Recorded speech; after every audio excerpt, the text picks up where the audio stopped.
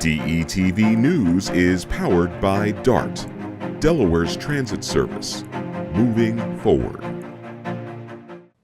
Tonight, school leaders under fire. 4 Brandywine administrators placed on leave after shocking allegations surface. Plus, a new chapter begins on Wilmington's east side. Hundreds gather for the groundbreaking of a community center that promises to uplift the neighborhood.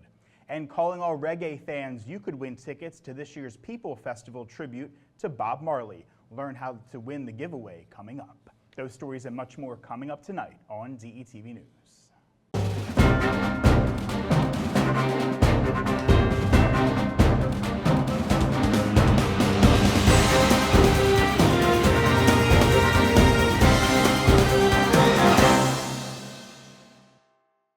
Good evening and welcome to DETV News for this Thursday, August 8th, 2024. I'm Matt Ford. Thanks for being with us this evening. Here's what's making headlines today across the first state.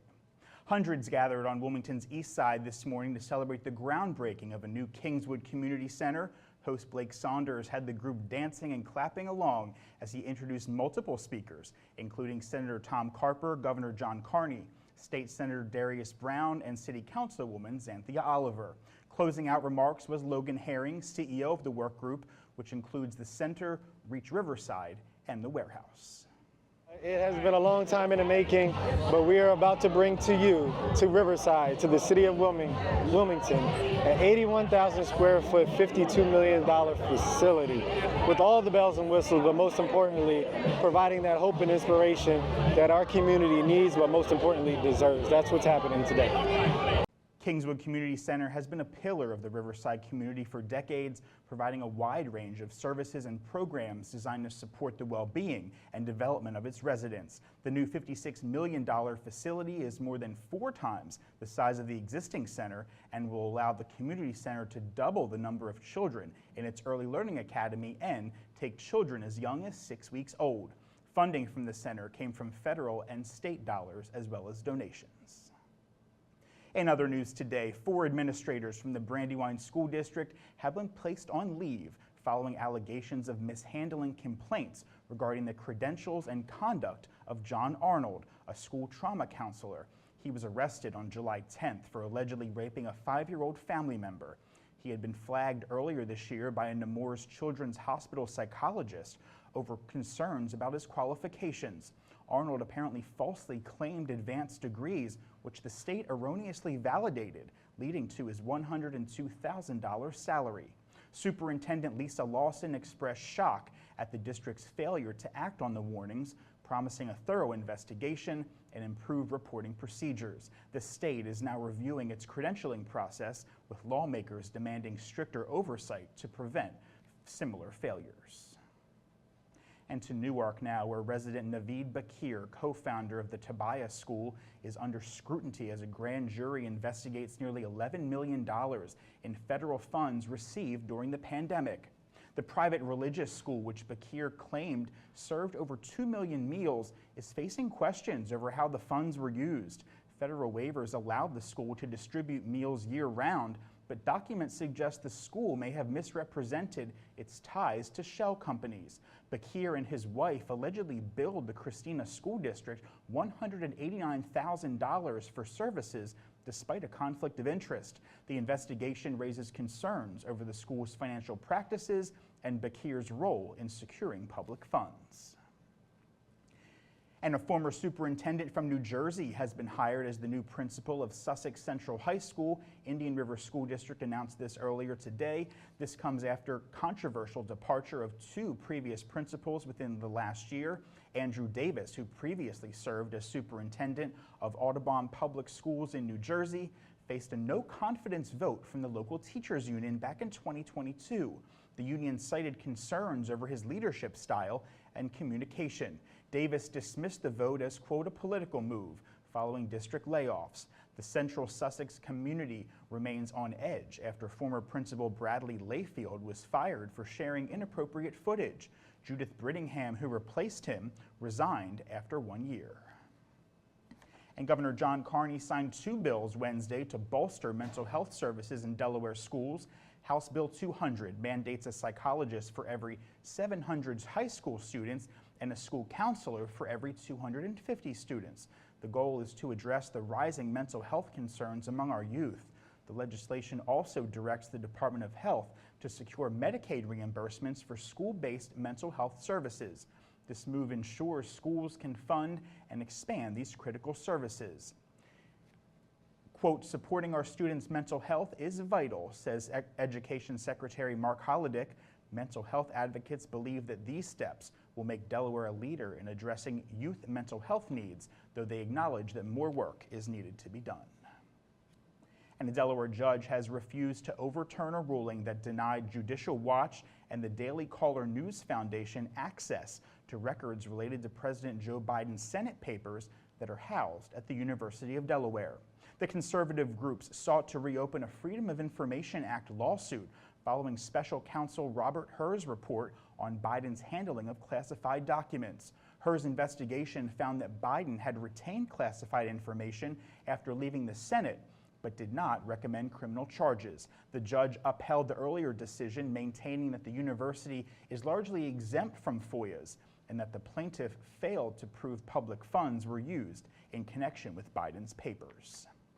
And speaking of University of Delaware, a former UD employee is suing the school for racial discrimination, alleging that he was fired for hiring a white man.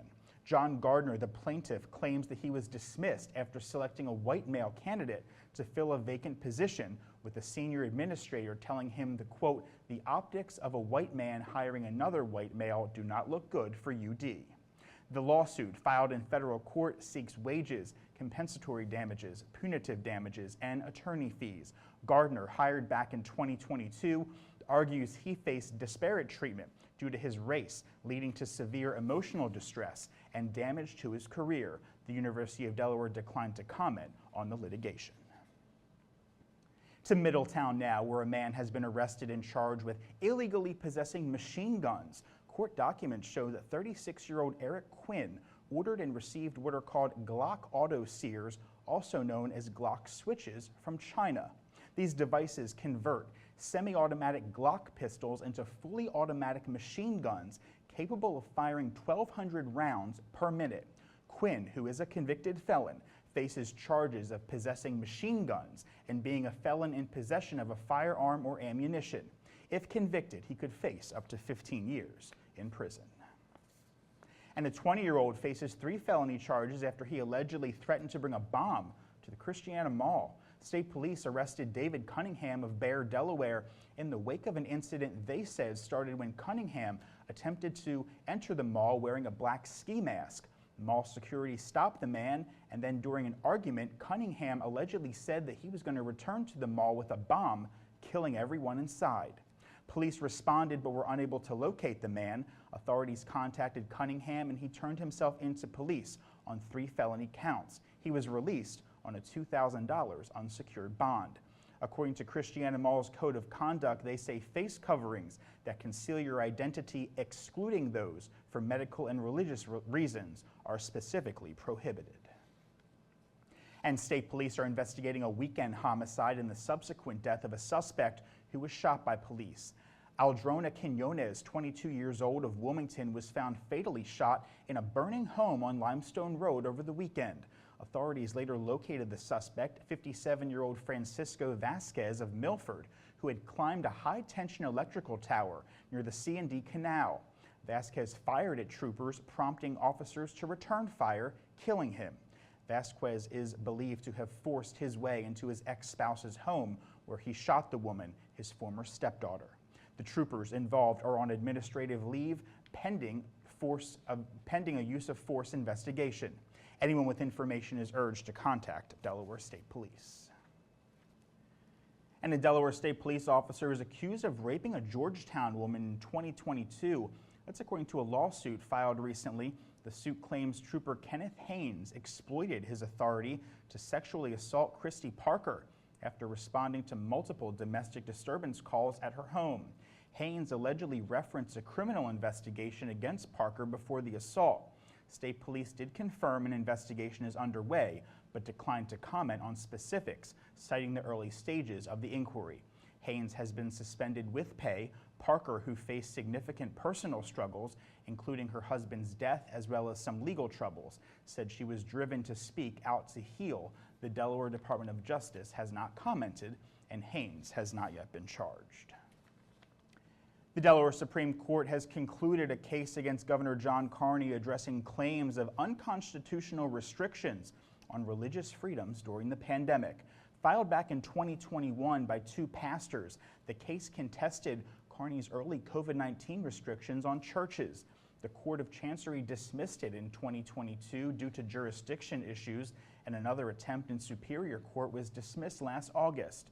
The Supreme Court ruled that the judiciary is not for forum for hypothetical constitutional debates, noting that the restrictions were lifted before any legal action began. Widener Delaware law professor, he emphasized that courts handle current issues, not potential scenarios. Despite the dismissal, plaintiffs claim a moral victory, citing acknowledgement of potential rights and violations and future legal implications. And in other news, the Delaware State Housing Authority has awarded over $5 million in housing stability program grants to 8 community partner organizations throughout the state. HSP's mission is twofold. One, to prevent imminent evictions by offering emergency rental assistance to households facing court dates, and secondly, to secure new housing opportunities by covering security deposits and initial rent payments. This comprehensive approach aims to break the cycle of housing instability, offering a lifeline to individuals and families in crisis. Each HSP partnering organization will be equipped with community navigators to provide outreach, case management, and other wraparound support services, including correspondence with legal aid, employment, and education resources. And Delaware's public transit agency, DART, will hold 3 public meetings this week to gather comments on planned changes, including ending 6 suburban bus routes. Officials say these changes aim to improve on-time performance, connections, and service reliability. Proposed changes include the removal of routes 37, 42, 44, 52, and 62 in Newcastle County, and Route 120 in Kent County. This is due to low ridership. Public comments must be submitted by August 16th. Meetings are scheduled for 4:30 p.m. Tuesday at the Dover Public Library, 3:30 p.m. Wednesday at the Georgetown Public Library, and 11 a.m. Thursday here in Wilmington. For more information, you can go to DART's website. And speaking of transportation, Wilmington Airport will soon offer global connections thanks to a new luxury motor coach service launching in October. American Airlines will provide the service, allowing passengers to check in and clear TSA at the Wilmington Airport before taking a secure bus directly to their flight gate at Philadelphia International Airport. The buses also bring passengers back after their return flights. 6 departures will be offered each day. Costs vary by season and day. Sounds good. And Delaware ranked 26th in a national study evaluating the best states for raising a family, landing between states Illinois and Michigan. The state assessed health and safety, education and childcare, affordability, and socioeconomics, assigning Delaware a score of 64.89. The first state excelled in health and safety, ranking 13th in the nation with a score of 68.70. In education and childcare, it placed 27th with 56 points. Delaware's weakest performance was in socioeconomics, ranking 32nd with 58 points overall. It also did well in affordability ranking, 27th nationally with 73 points. The study by the Birth Injury Lawyers Group used 16 weighted measures, including infant mortality rates and median home prices. Massachusetts topped the list, in case you were wondering, while Nevada ranked last. And before we leave you this evening, attention music lovers, listen up. If you're a fan of Bob Marley and reggae, we have some cool news for you. There's a special giveaway happening right now, and you have a chance to score 2 VIP tickets to the 30th Annual People's Festival tribute to Bob Marley. It's going down August 31st. VIP passes include VIP parking and seating, hanging out in the cigar lounge, taste of Wilmington food samples, and a can of People's Festival beer from Wilmington Brew Works. To enter, it's simple. Head to DETV's social media pages for all the details. You want to hurry, though. The cutoff is Monday at midnight, August 12th. You must be 18 years of age or older to participate. The winner will be notified through a direct message, so be sure to keep an eye on your DMs over the next couple of days. It's going to come from the festival's official Instagram account. Good luck to all those entering. And that's going to do it for this edition of DETV News. Be sure to follow us all across your favorite social media platforms. And for a look at what's happening all around Delaware, you know where to go, detvch.com. And of course, if you want to comment, question, or have a news tip, or just drop us a line, we're here for you at press@detvch.com. For all of us here at DETV News, I'm Matt Ford. We want to remind you that DETV News is going to take a quick 2-week summer hiatus. We'll see you right back here in 2 weeks. Good night.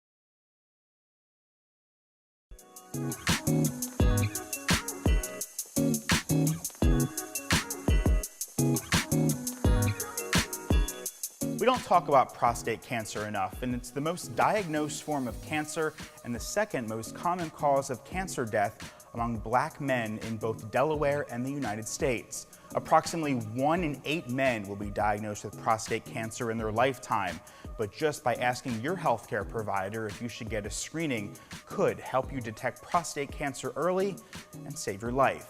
So let's talk about it.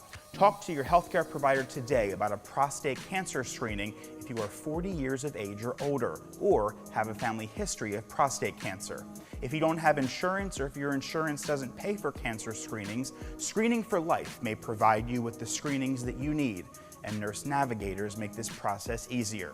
To learn more, visit healthydelaware.org/prostate or call 211.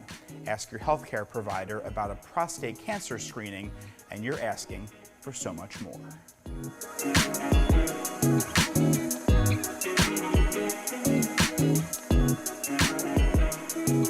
My name is Jason Aviles, and I am the founder and owner of Fly Yogi, and I'm here to share with you some tips to be able to help fight opioid addiction.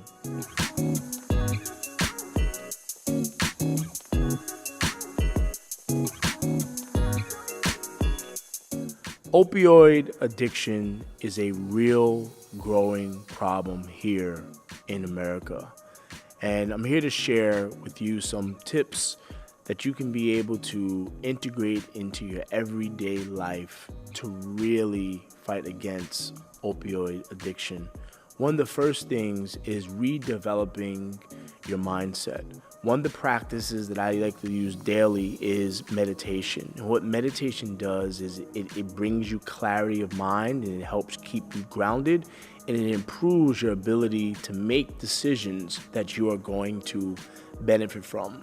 A lot of the time we find that addiction is rooted in our mindset. It's rooted in how we think and how we perceive, and therefore how we act. So this is a really good way to help fight against that energy of addiction. The second thing is improving your lifestyle through diet and exercise. At the very root of addiction, there is substances within the body that's causing the addiction on a physical level. When we begin to introduce healthier foods, plant-based foods, we begin to remove and detox the substances that are in our body that's causing and attracting the addiction. So through incorporating more fresh fruits, vegetables, nuts, seeds, grains, and even drinking water on a daily basis, you're going to put your body in a state where it's going to be able to fight the root causes of these addictions. The second part is exercise. Exercise is good for mood. It's good for energy. It's good to increase vitality. It's good to get your heart pumping and get your blood flowing and get oxygen moving throughout the body. So through engaging in physical exercise, complemented by incorporating healthier foods, you're putting your body and your mind in a state where it does not want what's causing these things that are manifesting negatively in your life. So addiction can really be decrease by just incorporating a healthier lifestyle through diet and nutrition, exercise, and then also making sure that you're tackling the mind through mindset, through meditation.